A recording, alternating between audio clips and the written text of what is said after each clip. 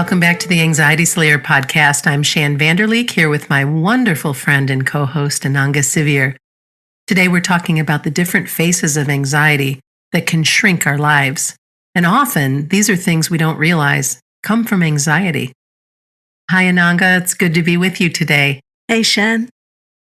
I thought we'd begin by discussing some of the things that make our lives small that we don't really associate with anxiety or feeling anxious. Yeah, the things that come up from the side or behind, and we're just dealing with them and we don't really realize that they may be coming from anxiety and there may be something we can do about them. One of the things that used to come up for me a lot as a younger version of myself was feeling very transparent or incredibly vulnerable, thinking that everyone else in the world could see in my head or know what I was struggling with. And man, that was disarming. When we know the truth really is that everyone's looking in their own head. Right? Sometimes even if we want somebody to see what we're trying to express or what we're dealing with, it's difficult because everyone's caught up in their own challenges and journey. But yeah, that can feel very vulnerable for sure. And definitely something that comes hand in hand with anxiety, and definitely something that comes with that raised energy of anxiety that Ayurveda teaches about. If we notice we're feeling like that, it's a flag that it's something we can take care of and something we can look into. The other thing that still comes up for me, not as much as it used to, is being worried about every word choice I use when interacting with people. And because I have a really big mouth and lots of opinions and lots of fire, I share them, right? Often make people laugh, have good conversations, all feels well in the moment. And then when I'm by myself, I can go and pick. Why did I say that? Or, oh my goodness, that came off as arrogant, or da da da da da da da da da. Never realized that could be anxiety. Yeah, and it's not Vata anxiety, again, talking about Ayurveda and the different mind types and how we're prone to anxiety. So Vata is airy anxiety. So that would be my younger experience that goes with this, of the need to over-explain. Vata will push us to speak and explain, and I meant this and I feel like that, or try and give a good account of ourselves so that we're not got that judgment coming in. But when we're picking over and analyzing, that's Pitta anxiety, and it's typical Pitta to do that.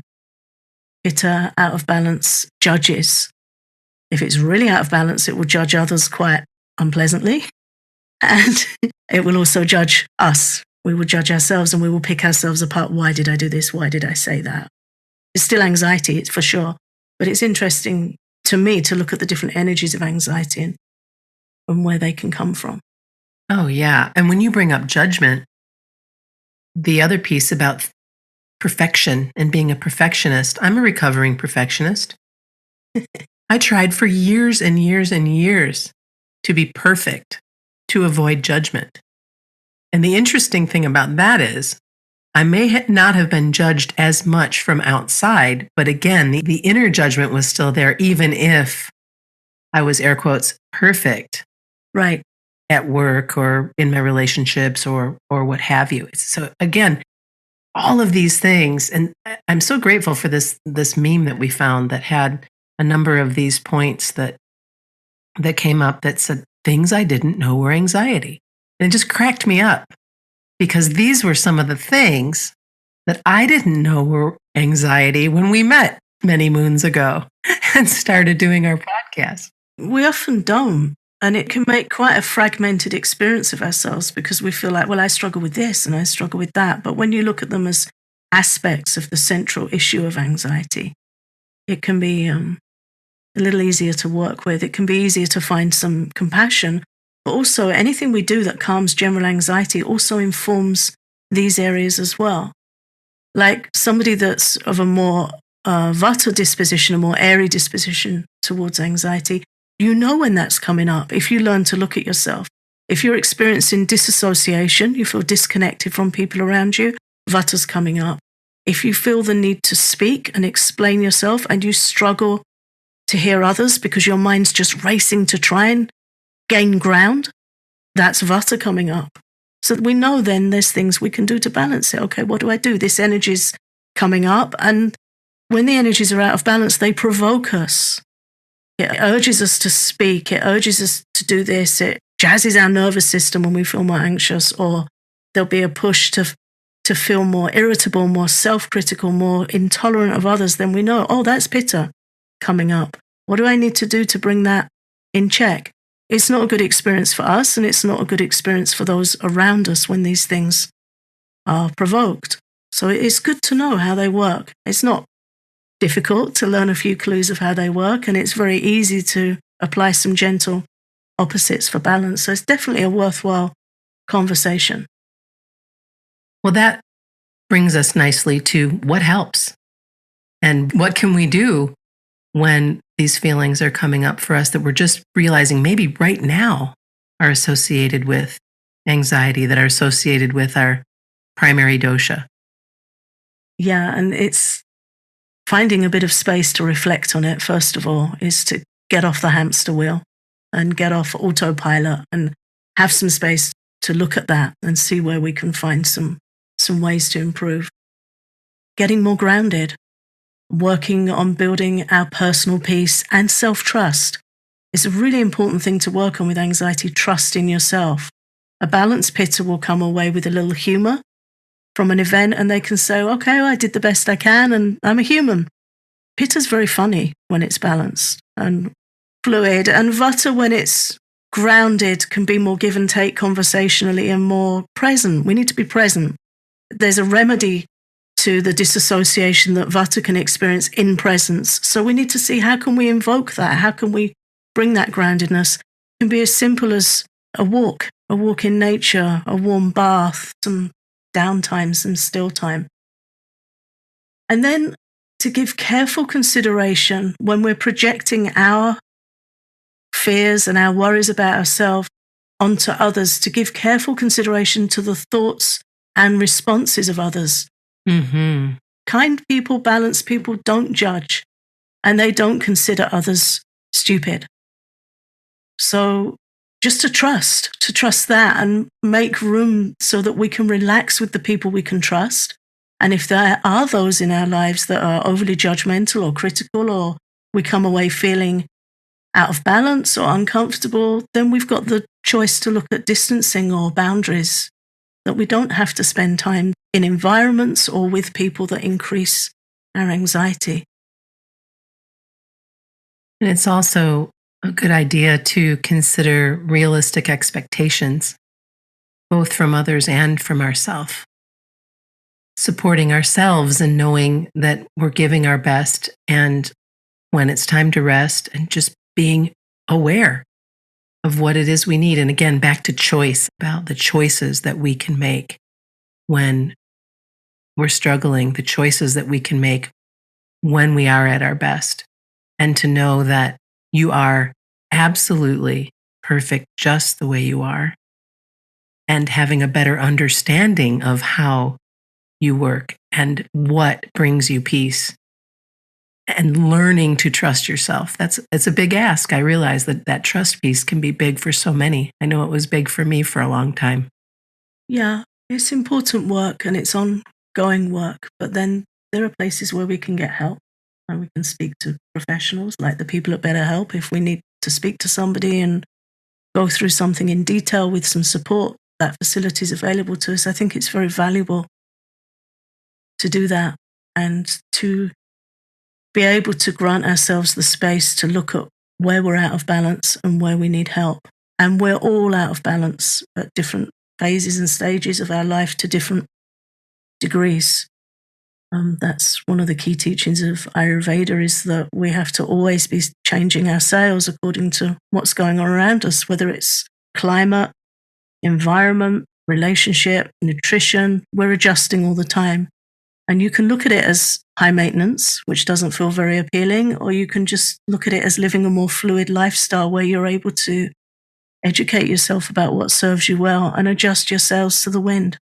that feels better to me to look at it that way. Mm-hmm. But it is constant adjustment, but it makes for a much better quality of life and a life that has room for the things that really matter to our heart, which anxiety can eclipse that heart space and those aspirations. So it's good work.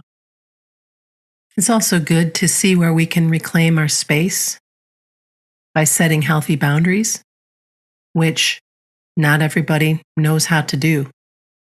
And how we respond to the expectations of others tells them how much they can push us, how much they can ask of us, how much they can get from us. And so being in a space of what works for me, getting to know yourself, what am I available for? What works for me? And so, for example, I have a very good friend. I love her, love her, love her. She was going through a very difficult time, and I was available to listen and to support her. And I'm always available to listen to support her in the big picture. But this was getting to be a bit much for me to hold.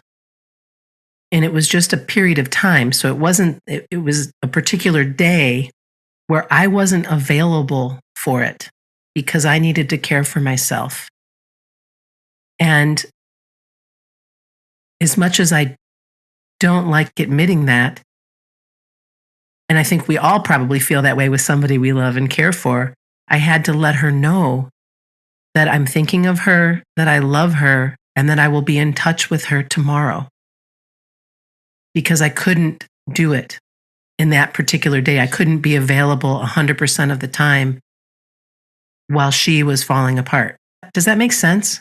Yeah. Also, it's about understanding our capacity, and it's not a selfish thing to choose to show up when we show up at our best for others, because sometimes if we overreach, we can show up in a way that isn't helpful to the person that needs support or us.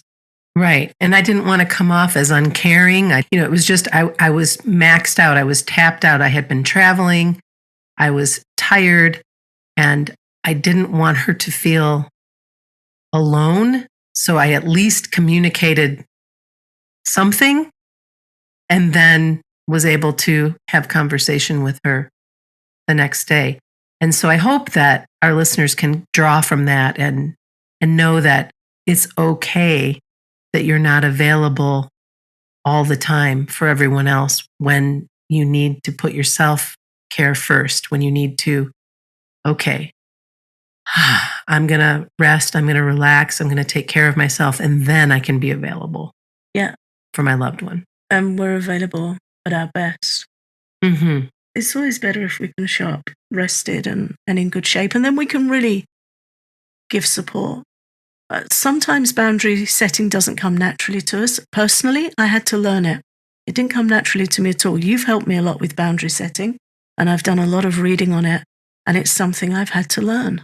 I'm still learning, but I'm glad. I'm glad I've invested the time in looking at different ways to respond, because if I'm overtaxed, in the past, I would still show up, but it would really deplete me for a long, long time.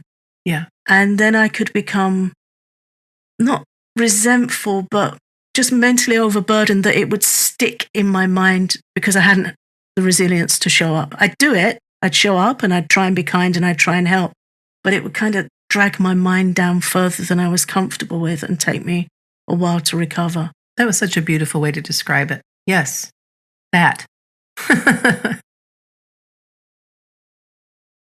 This leads us to some of the lifestyle changes that we can put into action as well when all of these little things that we didn't know were anxiety show up.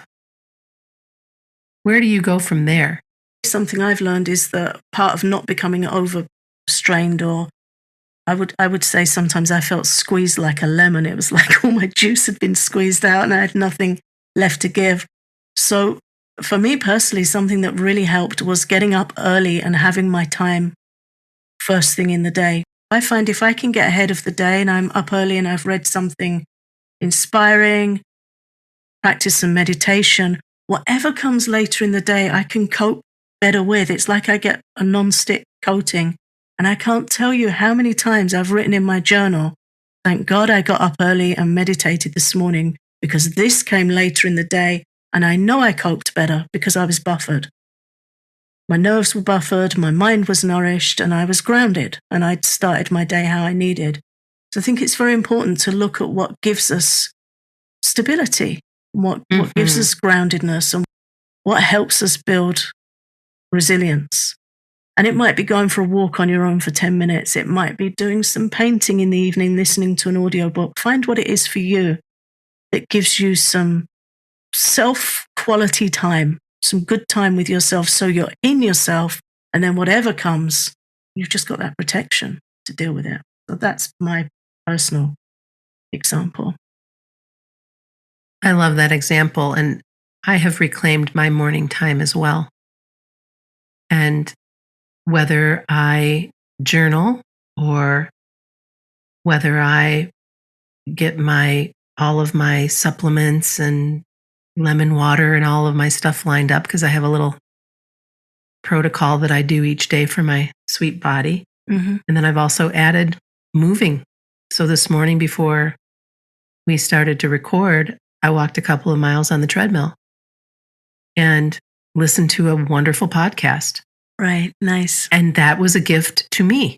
That was something like, oh, not only am I taking care of my body by walking, I get to listen to this very rich conversation that Tim Ferriss was having with Susan Cain. And for our listeners, I highly recommend that you check out Tim's podcast. He's pretty amazing, like right up there in the top podcasts of the world, speaking with an author that Ananga and I absolutely love. Susan Cain is the author of Quiet, The Power of Introverts in a World That Can't Stop Talking. And Ananga and I talked about that book many years ago. And they're having this great conversation, and it's just really powerful. But anyway, that was a gift that I gave myself. That's one of the things that I've decided to do is reclaim that time in the morning and then get my work done and then go from there. And we need to give ourselves those gifts. Gifts are acts of self-love. They're acts of self-respect and self-healing. Really, really important. And it hasn't got to be a big deal, and it hasn't got to be hours. And Ayurveda teaches that we need stillness as an antidote to anxiety. The energy of anxiety, it's called chanchala. I love that word. But it means like restless and moving. So Ayurveda teaches that we apply the law of gentle opposites to find peace and to come back into balance. So we know that if our skin's dry, we need to apply oil, we need to moisturize. If things are rough and chapped and dry, we know the opposite to do for our body, but we also need to know for anxiety how to do that for our mind. So stillness is the opposite of chanchala. It's the opposite of restlessness. The challenge with anxiety is that it's very hard to be still when you're anxious. For one reason is that we're pushed by the energy in the body. And the other reason is that we tend to be avoidant of things that are uncomfortable, and anxiety is very uncomfortable. And often when we sit still, it's right there downloading into our mind, and that can be a very uncomfortable experience. So it's helpful to find supported stillness, find peaceful immersion in something where we can be still and quiet, but our mind isn't going to turn in on us. So that could be a guided meditation where you're resting, but somebody else is shepherding you through. So for some people, it could be knitting or crochet. That's just a mindful, peaceful, one stitch at a time activity, baking, something creative. But we need to find, what is it for me that brings me peace and stillness where my anxiety isn't going to come crashing in? And this time in the Northern Hemisphere, almost in Northern Michigan, I'll be in my garden soon. But the weather just wants to keep teasing us and say, oh, how about a little bit more snow today? That's the best. I mean, talk about getting grounded. But getting my hands in the dirt, yeah. And starting out the day, because I will shift to more time outside and more time grounding, like literally grounding, bare feet on the ground. Yeah, literally. And so easy. You know, when we get up in the morning, and now it's starting to get a little light, lighter earlier in the mornings to just get outside, breathe the morning air, see who's singing in the bushes, see who's popping their heads up through the snow or the dirt, and just be in tune with the ground, which it's very easy for us to lose that grounded connection when we're working indoors and we're working on computers and all these things that are very Vata disturbing. They bring up that anxious energy. So simple antidote. Mm.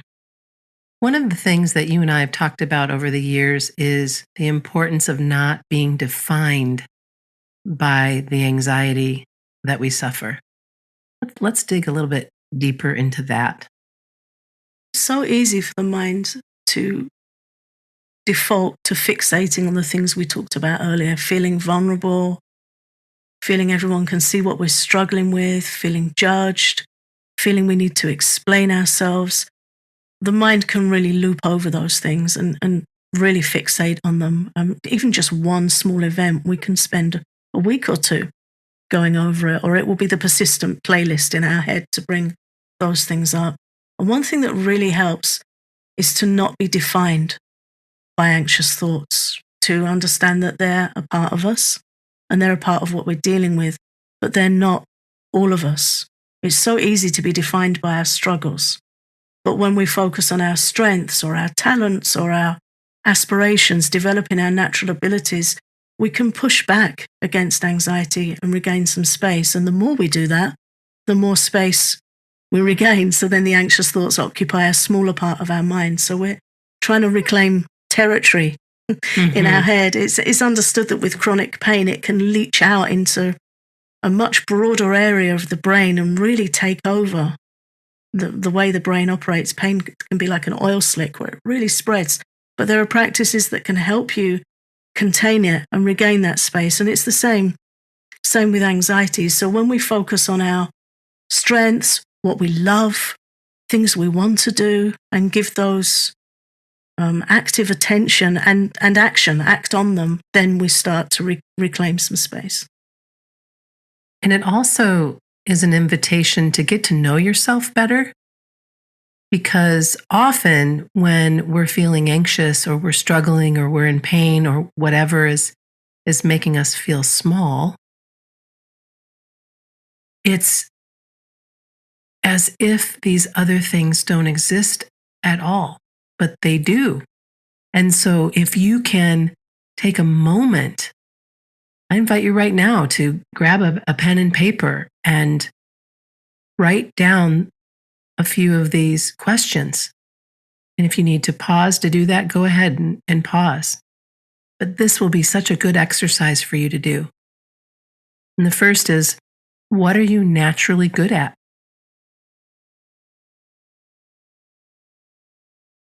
What comes so easily for you? Something you don't even have to give much thought to. What are 3 things you love to do? What brings you peace of mind that you know as soon as you make that choice, you can drop your shoulders and exhale and feel peaceful? And finally, what consistently makes you smile? And whether you answer that right now, whether it was easy for you to just let that kind of roll onto the page or not, sit with it, answer these questions, and then keep that paper somewhere where you can refer to it daily. I have stickies all over the place that remind me of the things that I love or little phrases or whatever. Me too. And it helps. Right now, the sticky note that I'm looking at is, my sweet body and being are open to receiving vibrant health, magic, and miracles, tying into some of these questions. And so these are things that you can do. Go back and look at this and say, oh my gosh, you know what? I am naturally good at baking. I absolutely love watching the sunrise or set. Oh my goodness, praying or meditating or sitting by the water brings me so much peace of mind. And my husband leaving for work each day stopping in front of the kitchen window and waving and smiling at me for one last goodbye constantly makes me smile, consistently makes me smile. How about you, Ananga, as you go through the list? What comes up for you? I love to write. I love to study. Writing's really good for my mind. Being with my family and friends, laughing with my family and friends. What brings me peace of mind is reading the Bhagavad Gita, reading scriptural texts from the Vedas, reading from the Vedas, lessons in life, learning about my mind, learning how to manage it, learning its strengths and pitfalls and how to look after it. And helping others with that brings me peace of mind. It's very affirming to me if I'm able to help somebody else as I go through my day. Things that make me smile. Laughing with my daughter and her partner. We have really good laughs together. Even daft things like we have a little parrot that we live with who thinks he's big, but he's tiny. He's been really funny this week. Yesterday I put some music on and he really liked it, and he was sitting on my hand whistling along and flicking his wings and shouting peekaboo, and it just makes me laugh. Seeing what brings a smile to our days. I love birds outside, robins, hearing them sing, seeing the little sparrows. We have some wild parrots here flying over. I like looking out for them, looking at nature. Yeah, nature is something that is such a gift if we allow ourselves to take it in so many ways. Something I trained myself to do, or made a conscious effort to do when I was going through a really traumatic time not so long ago, was if I noticed something made me smile, to sit with it for a moment and have that moment rather than just have it be fleeting and unconscious, because we need that energy. Mm-hmm. Again, and I say this, I've probably said this in so many episodes, but the great and crushing beauty that is all around us, to be in it, immerse in it, sit with it, allow it in. Pause.